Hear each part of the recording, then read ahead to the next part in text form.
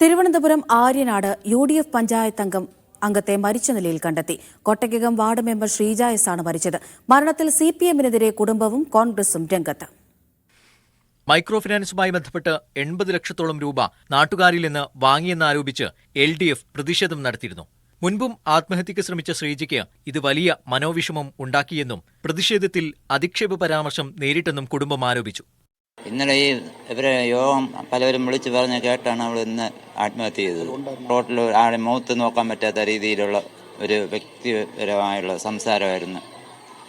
അത് അങ്ങനെയാണ് ഇവളിത് കയറി ചെയ്തത്. ഇന്നലെ രാത്രി മുതൽ ഭയങ്കര കരച്ചിലും വിളിയും, റോട്ടിൽ ഇറങ്ങാൻ പറ്റില്ല, മക്കളെ മുഖത്ത് നോക്കാൻ പറ്റില്ല എന്ന് പറഞ്ഞുകൊണ്ടൊക്കെ ഭയങ്കര ഇതായിരുന്നു. ഇന്ന് നേരം വെളുത്ത് ഞാൻ ജോലിക്ക് പോകുന്നേരം കരച്ചിലായിരുന്നു. CPM വാർഡ് പിടിച്ചെടുത്ത ശ്രീജയെ വ്യക്തിപരമായി വേട്ടയാടുകയായിരുന്നുവെന്നും പണം തിരിച്ചു കൊടുക്കാനുള്ള നടപടികൾ ശ്രീജ സ്വീകരിച്ചു വരികയായിരുന്നുവെന്നും പ്രാദേശിക കോൺഗ്രസ് നേതൃത്വം പറഞ്ഞു. സാമ്പത്തികമായിട്ട് ബാധ്യത വന്നപ്പോൾ കൈനീട്ടി വാങ്ങിച്ചിട്ടുണ്ട്, അത് കൊടുക്കാനുമുണ്ട്, കൊടുക്കാനില്ല എന്ന് നമ്മൾ പറയുന്നില്ല.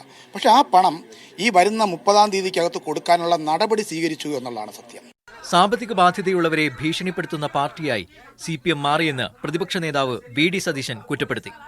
സാമ്പത്തിക ബാധ്യതയുള്ളവരെ അപമാനിക്കുന്നതിന് വേണ്ടി പൊതുയോഗം നടത്തുന്ന പാർട്ടിയായി കേരളത്തിലെ CPM അധപ്പതിച്ചിരിക്കുകയാണ്. സ്ത്രീകളെ വേട്ടയാടുക. എന്നാൽ ആരോപണങ്ങൾ നിഷേധിക്കുകയാണ് CPM. ഇത് ശരിക്കും പറഞ്ഞു കഴിഞ്ഞാൽ അതിനൊരു നേതൃത്വം കൊടുത്തു എന്ന് മാത്രമേ വരാൻ സാധ്യതയുള്ളൂ. പക്ഷേ ഇത് ഈ ആളുകളെല്ലാം തന്നെ അവർക്ക് പൈസ കൊടുക്കാൻ വേണ്ടുന്നുള്ള ഒരു നടപടിയിൽ പോകാൻ, ഇത് കൊടുത്തില്ലെങ്കിൽ അത് മോശമാണ് എന്ന് ആ പാർട്ടിയുടെ അടുത്ത് ഒരു അറിയിപ്പ് കൊടുക്കുകയാണ് അതിൽ ഞാൻ മനസ്സിലാക്കിയത്. ആര്യനാട് ആശുപത്രിയിൽ ശ്രീജയുടെ മൃതദേഹം കാണാനെത്തിയ G. സ്റ്റീഫൻ MLA-യെയും CPM പ്രവർത്തകരെയും കോൺഗ്രസ് തടഞ്ഞത് സംഘർഷത്തിന് ഇടയാക്കിയിരുന്നു.